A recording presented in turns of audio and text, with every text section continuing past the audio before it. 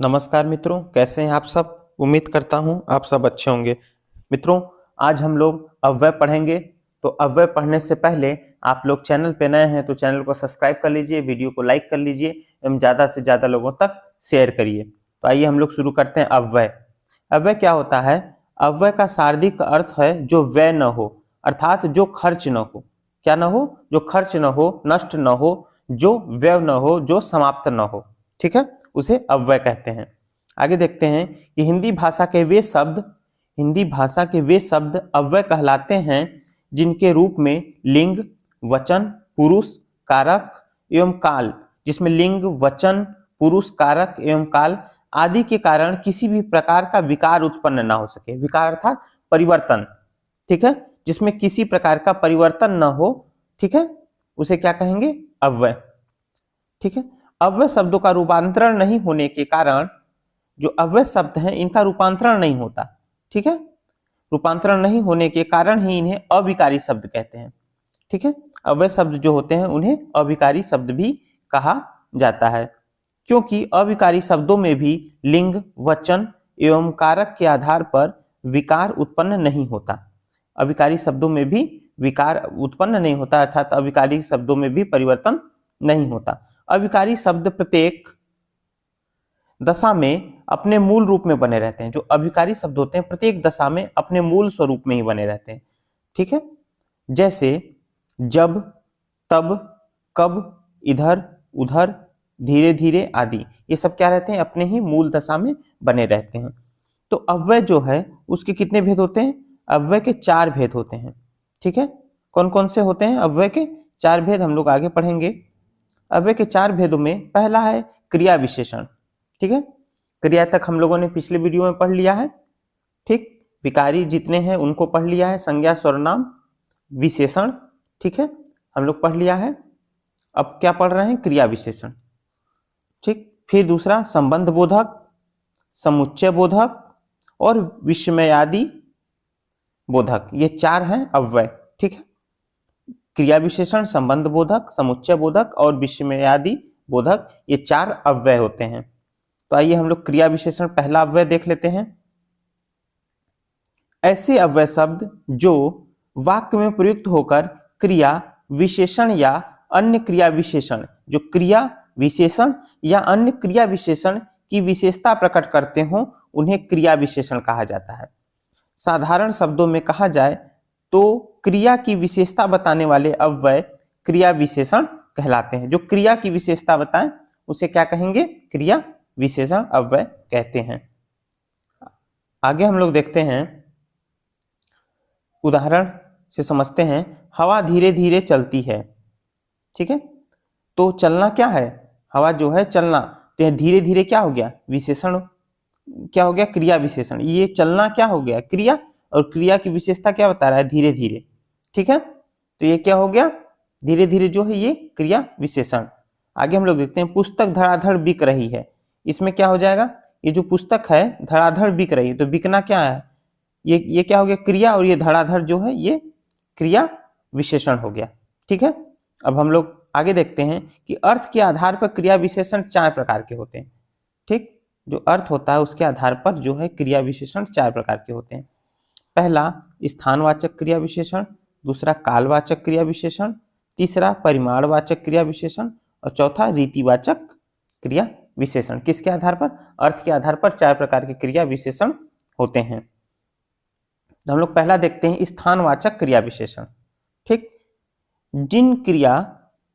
ठीक है, जिन क्रिया विशेषण शब्दों से स्थिति एवं दिशा का बोध हो, कि किस स्थिति में हो और किस दिशा में हो, उन्हें स्थानवाचक क्रिया विशेषण कहते हैं। जैसे यहां, ठीक है, स्थिति पता चल रहा है कि यहां है, वहां, सर्वत्र, अन्यत्र, इधर, उधर, दाएं बाएं, दिशा बता रहा है कि दाएं है कि बाएं है।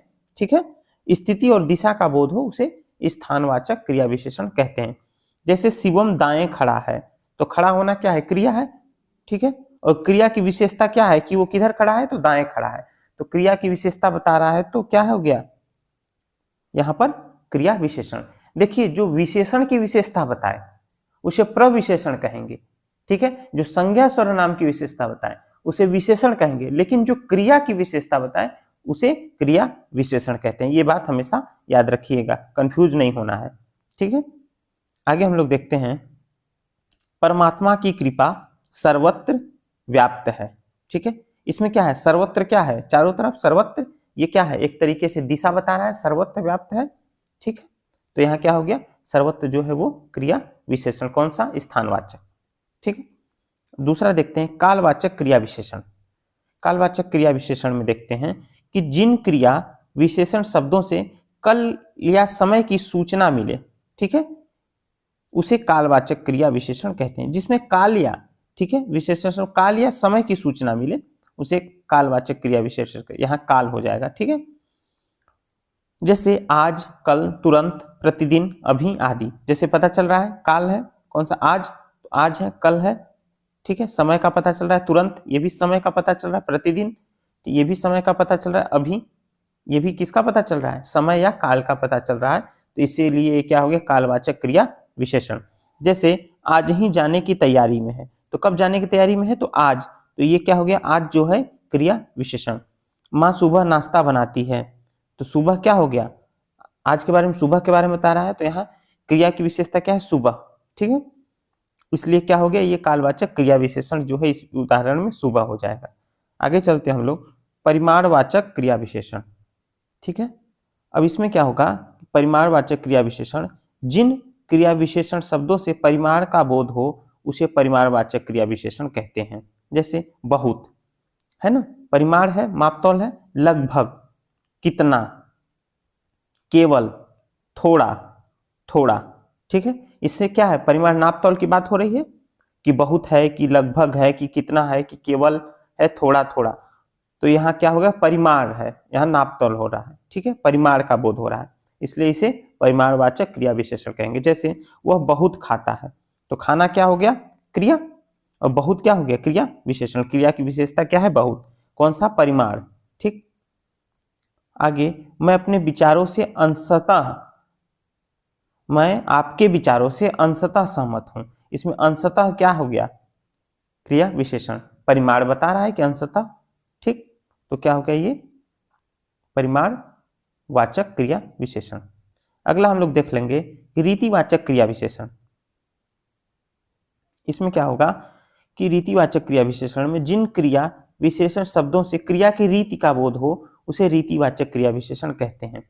जैसे देख लेंगे कि गुणवाचक विशेषण की तरह ही इनकी संख्या भी अनंत है, इसकी संख्या भी क्या है, अनंत है। जैसे अचानक, उसकी रीति बता रहा है। ठीक है, अचानक, धीरे धीरे, तेज, तो ये क्या हो गया, रीतिवाचक क्रिया विशेषण। जैसे रात को अचानक बारिश होने लगी, ठीक है, तो अचानक क्या हो गया, क्रिया विशेषण, कौन सा, रीतिवाचक क्रिया विशेषण।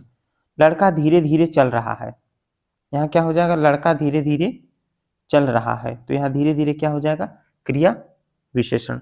कौन सा क्रिया विशेषण हो जाएगा ये, तो ये क्रिया विशेषण हो जाएगा रीतिवाचक क्रिया विशेषण। फिर आगे हम लोग देख लेते हैं कि रूप के अनुसार क्रिया विशेषण के 3 भेद होते हैं। अब किसके अनुसार, रूप के अनुसार देखते हैं कि रूप के अनुसार क्रिया विशेषण के कितने भेद होते हैं, 3 भेद होते हैं। कौन कौन से, पहला, मूल क्रिया विशेषण, ऐसे क्रिया विशेषण शब्द जो अन्य शब्दों के योग से नहीं बनते। ठीक है, जो अन्य शब्दों के योग से नहीं बनते उन्हें मूल क्रिया विशेषण शब्द कहते हैं। जैसे दूर, ठीक, पुनः, अचानक आदि, ये क्या है, किसी दूसरे शब्दों से नहीं बन रहे हैं, ये स्वतंत्र रूप से ये मूल शब्द हैं, इसीलिए इन्हें क्या कहेंगे, मूल क्रिया विशेषण। आगे देखते हैं यौगिक क्रिया विशेषण। यौगिक क्रिया विशेषण क्या हो जाएगा, इनका निर्माण संज्ञा, सर्वनाम, विशेषण, धातु एवं अव्यय शब्दों के मेल से होता है। ठीक है, क्रिया विशेषणों के साथ निश्चय जानने के लिए बहुधा ई या ही लगाने से ही, जो विशेषण, जो क्रिया विशेषण के साथ निश्चय जानने के लिए ई या ही लगाने से भी यौगिक क्रिया विशेषण का निर्माण होता है। जैसे झट से, वहां पर, यहां तक। ठीक है, स्थानीय क्रिया विशेषण अब देख लेंगे हम लोग। स्थानीय क्रिया विशेषण में क्या है कि स्थानीय क्रिया विशेषण ऐसे क्रिया विशेषण शब्द जो बिना रूपांतर के किसी विशेष स्थान पर प्रयुक्त होते हैं, इन्हें स्थानीय क्रिया विशेषण कहते हैं। जैसे हम लोग देखेंगे कि वह मेरा सिर खाएगा, क्या करेगा, वह मेरा सिर खाएगा। यहाँ क्या हो गया, क्या हो गया, यहाँ स्थानीय क्रिया विशेषण। अब अगला हम लोग देख लेते हैं कि प्रयोग के आधार पर क्रिया विशेषण के 3 भेद होते हैं। किसके आधार पर, अब प्रयोग के आधार पर क्रिया विशेषण के 3 भेद होते हैं। कौन कौन से, साधारण क्रिया विशेषण, इनका प्रयोग वाक्य में स्वतंत्र रूप से होता है, जैसे वहां, जल्दी, कब, कहां, ठीक है। उसके बाद अनुबद्ध क्रिया विशेषण, ऐसा क्रिया विशेषण शब्द जिसका प्रयोग अवधारणा या निश्चय के लिए किसी शब्द के साथ होता है, उन्हें अनुबद्ध क्रिया विशेषण कहते हैं। जैसे किसी की अवधारणा या निश्चय के लिए होता है तो उसे क्या कहते हैं, अनुबद्ध क्रिया विशेषण। जैसे देख लेंगे तो, ठीक है, ये किसके लिए हो रहा है, निश्चय हो रहा है, तो, भी, तक आदि, ये सब क्या हो गया, अनुबद्ध क्रिया विशेषण। अगला हम लोग देखेंगे संयोजक क्रिया विशेषण। कौन सा क्रिया विशेषण, संयोजक क्रिया विशेषण। जिन क्रिया विशेषण शब्दों का संबंध किसी अन्य उपवाक्य से रहता है उन्हें संयोजक क्रिया विशेषण कहते हैं। जैसे जब तो, ये उपवाक्य से है, जब तो, जहां वहां, ठीक है, जब तो, जहां वहां आदि, ठीक। आप लोग को ये वीडियो कैसा लगा कमेंट करके बताइए। वीडियो को ज्यादा से ज्यादा लोगों तक शेयर कीजिए, वीडियो को लाइक करिए, चैनल को सब्सक्राइब करिए। धन्यवाद मित्रों।